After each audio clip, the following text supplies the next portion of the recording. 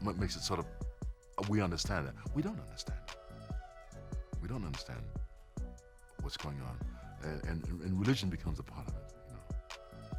And that's an insanity. And giving it a religious name almost sanctions it. And that's wrong. We shouldn't sanction these things. We should try to understand them. At 93, James Earl Jones is a living legend, a voice that shaped generations, and a career marked by dignity and excellence.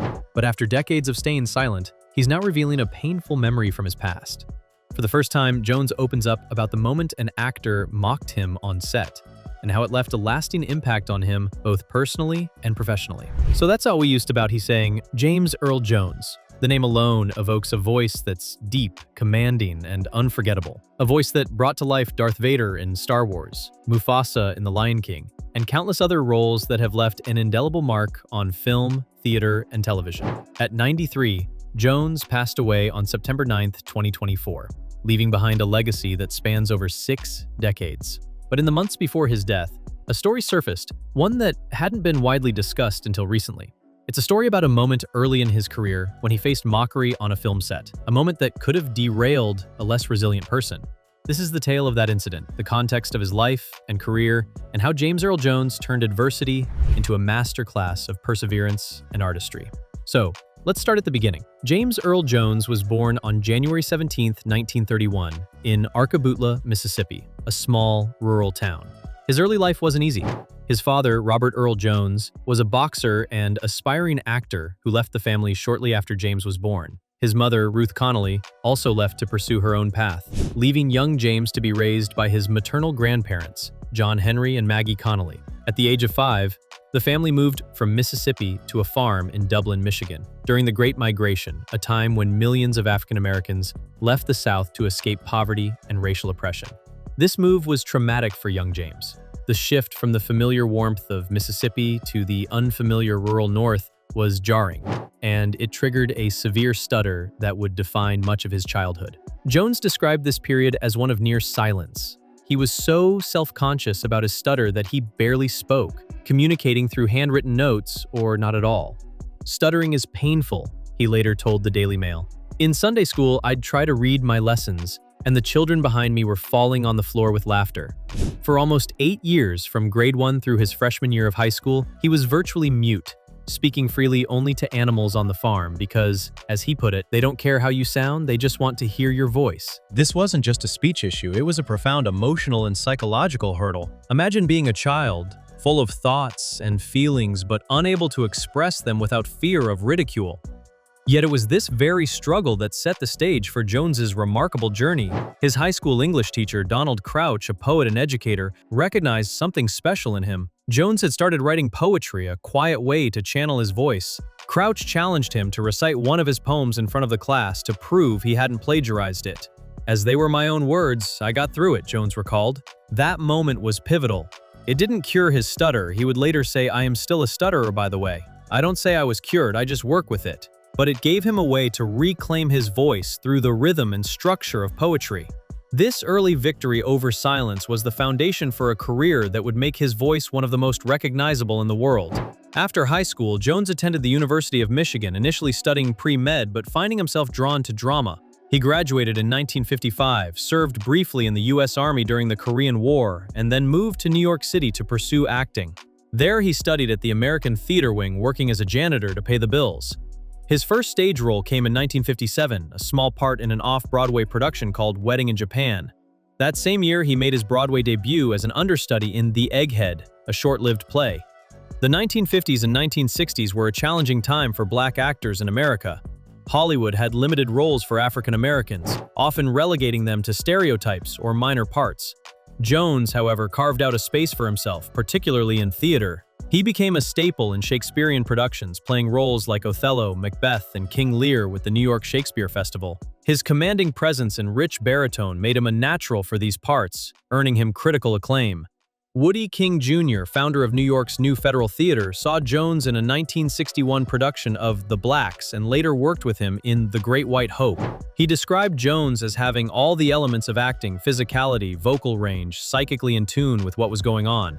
It was in 1968 that Jones landed the role that would catapult him to national prominence. Jack Jefferson in Howard Sackler's The Great White Hope.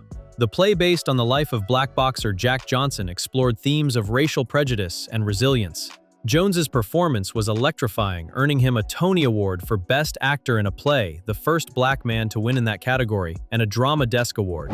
The play itself won the Pulitzer Prize for Drama.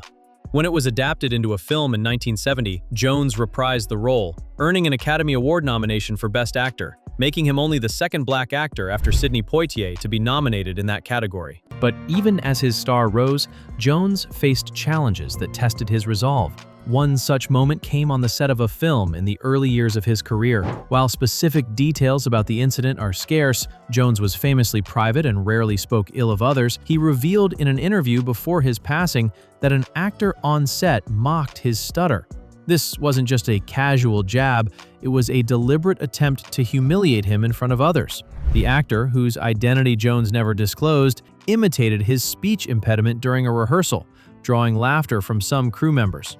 For a man who had spent years overcoming the shame of his stutter, this was a gut punch. To understand the weight of this moment, we need to consider the context. Jones was a black actor in a predominantly white industry, already navigating racial prejudice. His stutter, which he had worked so hard to manage, was a deeply personal vulnerability.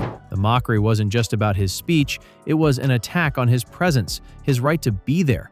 Yet Jones didn't let it define him. He later said in a rare comment on the incident that he chose to focus on his work, letting his performance speak louder than the taunts. This resilience was a hallmark of his career. Instead of confronting the actor directly, he channeled his energy into perfecting his craft, proving his worth through his talent. This incident, though painful, was a microcosm of the broader challenges Jones faced. The 1960s and 1970s were a time when black actors were rarely given leading roles. As Wilson Morales, editor of BlackFilmAndTV.com, noted, Hollywood back then only had room for a certain number of black actors. He never really got the big roles compared to Sidney Poitier. Almost all the roles he had over the years, they were largely supporting roles. Yet Jones made those roles unforgettable. In 1974's Claudine, he played a garbage man who charms a single mother, showing a tender, romantic side. In 1977, he portrayed Alex Haley in the groundbreaking miniseries Roots, bringing gravitas to the story of slavery and survival. Of course, the role that would define him for generations was one where his face was never seen: Darth Vader in Star Wars. In 1977, George Lucas cast Jones to voice the iconic villain, a decision that would change the trajectory of his career. David Prowse, a British bodybuilder, wore the Vader suit, but his West Country accent wasn't what Lucas wanted. Jones, with his deep, resonant voice, brought menace and humanity to the character. He was paid just $7,000 for the first film, A New Hope, and declined screen credit out of deference to Prowse. "I'm simply special effects," he told the American Film Institute in 2009, downplaying his contribution. Yet lines like "I find your lack of faith disturbing" and "No, I am your father" became cultural touchstones, cementing his voice in cinematic history. Jones's humility about his Star Wars role was typical. He never sought the spotlight, even as his voice became synonymous with authority and gravitas. He lent that voice to other iconic roles like Mufasa in Disney's The Lion King in 1994, where his regal tone gave the character a fatherly warmth. He also voiced CNN's tagline, "This is CNN," for decades, and narrated documentaries, audiobooks, and even the Bible. His versatility was staggering: over 70 television appearances, nearly 90 TV dramas and series, and about 120 films. He was a guest star on shows like The Simpsons, Frasier, and House, and played everything from a reclusive writer in Field of Dreams to an African king in Coming to America Theater, though remained his first love. He returned to Broadway throughout his career, earning another Tony Award in 1987 for his role as Troy Maxon in August Wilson's Fences. His performance as a bitter ex-baseball player grappling with family and racial inequality was raw and powerful. He continued to take on challenging roles well into his 80s, starring in revivals of On Golden Pond, 2005, Cat on a Hot Tin Roof, 2008, and Driving Miss Daisy, 2010. In 2011, while performing Driving Miss Daisy in London, he was surprised on stage by Vanessa Redgrave and Ben Kingsley, who presented him with an honorary Oscar for his lifetime achievements. "If an actor's nightmare is being on stage naked and not knowing his lines, what the heck do you call this?" Jones quipped, ever self-deprecating. That honorary Oscar was part of a collection of accolades that made Jones a rare EGOT winner: Emmy, Grammy, Oscar, and Tony. He won 2 Emmys in 1991 for Gabriel's Fire and Heat Wave, a Grammy in 1977 for Great American Documents, and his 2 Tonys for The Great White Hope and Fences. In 2022, Broadway's Court Theater was renamed the James Earl Jones Theater, a fitting tribute to his contributions to the stage.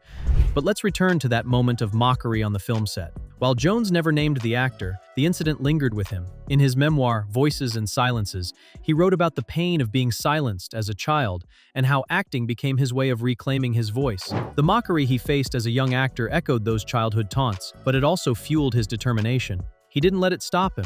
Instead, he used it as motivation to hone his craft, to make his voice literal and metaphorical undeniable. This wasn't just a matter of talent meeting opportunity. It was a lifelong struggle to be heard and respected. Jones, born in 1931 in Arkabutla, Mississippi, grew up in a deeply segregated America. His early years were shaped by abandonment. His father, actor Robert Earl Jones, left the family shortly after his birth, and by a severe stutter that left young James nearly mute for years. From ages 5 to 13, he spoke so little that some teachers assumed he was mentally deficient. It was through poetry, encouraged by a teacher who recognized his intelligence and sensitivity, that Jones began to find his voice again. Reciting verse gave him rhythm, control, and most importantly, the courage to speak aloud. So when that actor mocked him on set years later, it wasn't just a professional insult. It was a cruel reminder of all the years he'd fought to express himself. It tapped into the quiet war he had waged against silence and invisibility.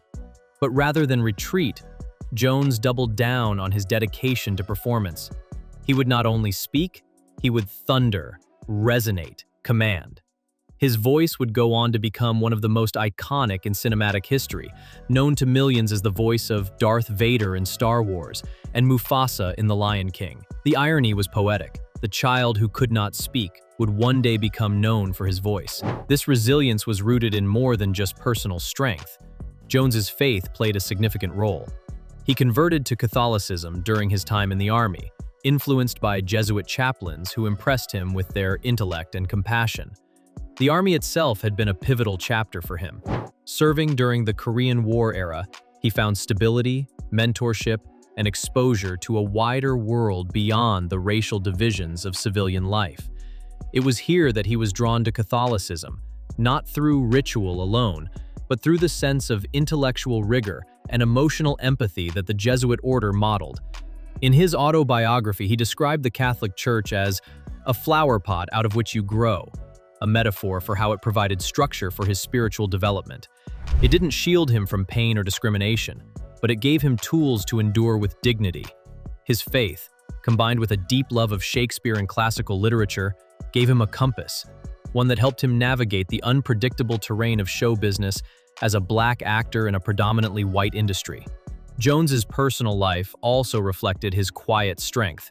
He was married twice, first to actress Julianne Marie from 1968 to 1972, and then to Cecilia Hart from 1982 until her death in 2016. With Hart, he had a son, Flynn Earl Jones, born in 1982. Jones rarely paraded his private life in public. He wasn't one for tabloid fodder or attention-seeking headlines. Despite his towering achievements, Tony Awards, an honorary Oscar, national medals, he remained grounded. His humility was as deep as his baritone. He once said, "When you wake up in the morning before you look in the mirror, do you see an ethnicity? I don't. And if I did, I'd be in trouble because that has blinded me to who I might really be." That quote wasn't an attempt to dismiss the reality of race, it was a declaration of self-possession. For Jones, identity had to begin internally, beyond the labels others tried to assign. He knew what it meant to be black in America. He had lived through its cruelties and indignities. But he also knew that reducing himself to that single category would rob him of his full humanity. And it was that full humanity, rich, thoughtful, complex, that he brought to every role. From Othello to King Lear, from Jack Jefferson in The Great White Hope to Terrence Mann in Field of Dreams. James Earl Jones brought a level of emotional truth and gravitas that few could match. He never forgot the mockery, the doubts, or the silence, but he transformed them. He took pain and made it powerful. He took wounds and turned them into wisdom. And most of all, he proved that even the most unkind moments, like that unnamed actor's sneer, could be turned into fuel for greatness. The actor who mocked Jones on that film set likely didn't realize the impact of their actions.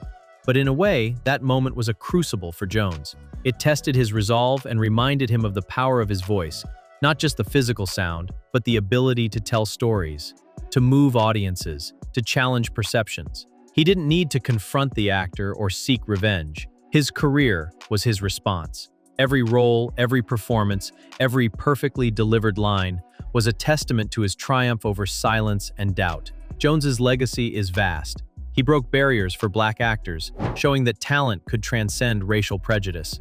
He gave voice to characters who became cultural icons, from the fearsome Darth Vader to the wise Mufasa. His work in theater elevated the stage, earning him respect as one of America's greatest actors. And his personal story of overcoming a stutter, racial discrimination, and professional setbacks inspires anyone who's ever felt silenced or sidelined. When he passed away at his home in Dutchess County, New York, surrounded by family, the world mourned. Tributes poured in from figures like Vice President Kamala Harris, who praised his ability to challenge America's thinking on civil rights and race, and Anthony Daniels, his Star Wars co-star, who called him a lovely man, whose voice gave fans goosebumps. The Empire State Building was lit up to resemble Darth Vader, a fitting nod to one of his most iconic roles. But perhaps the most powerful tribute is the way his work continues to resonate. His voice, whether commanding a galaxy, guiding a lion cub, or narrating a baseball field's magic, still echoes. It's a voice that overcame silence, mockery, and prejudice to become a beacon of artistry and humanity. James Earl Jones didn't just speak, he roared, and the world listened. Let's dive deeper into some of his most iconic roles and how they shaped his legacy. The Great White Hope wasn't just a career-defining moment, it was a cultural milestone. The play and film tackled the real-life story of Jack Johnson, the first Black heavyweight boxing champion, whose success and interracial relationship provoked outrage in early 20th century America. Jones's portrayal was raw and unflinching, capturing Johnson's defiance and vulnerability. His ability to embody such a complex figure, both a hero and a target, showed his range and set the tone for his career. He wasn't just playing a character, he was channeling a piece of history, making audiences confront uncomfortable truths about race and power. Then there's Star Wars. It's hard to overstate the impact of Darth Vader. When A New Hope hit theaters in 1977, it wasn't just a movie, it was a phenomenon. Jones's voice gave Vader a presence that was both terrifying and tragic. The line, "I am your father," from The Empire Strikes Back is one of the most quoted in film history. But it's not just the words, it's the way Jones delivered them, with a mix of authority and buried pain. He understood that Vader wasn't just a villain, he was a fallen father, a man trapped in a machine. Jones's performance made that humanity palpable, even through a mask. He reprised the role in multiple Star Wars projects, including Rogue One and Obi-Wan Kenobi, where his voice was digitally recreated for the latter. The Lion King is another cornerstone. As Mufasa, Jones brought a warmth and wisdom that made the character a beloved father figure. His delivery of lines like, "Look at the stars, the great kings of the past, look down on us from those stars," is etched in the minds of millions. The role was deeply personal for Jones, who saw parallels between Mufasa's guidance of Simba and his own journey as a father to Flynn. He reprised the role in the 1998 direct-to-video sequel and the 2019 remake, proving that his voice could still captivate new generations. Field of Dreams gave us another unforgettable moment. As Terrence Mann, a reclusive writer, Jones delivers a speech about baseball that's become iconic. The one constant through all the years, Ray, has been baseball. America has rolled by like an army of steamrollers. It's been erased like a blackboard, rebuilt, and erased again. But baseball has marked the time. That monologue, delivered with quiet passion, captures the nostalgia and hope of the film. It's a testament to Jones's ability to make even a supporting role feel monumental.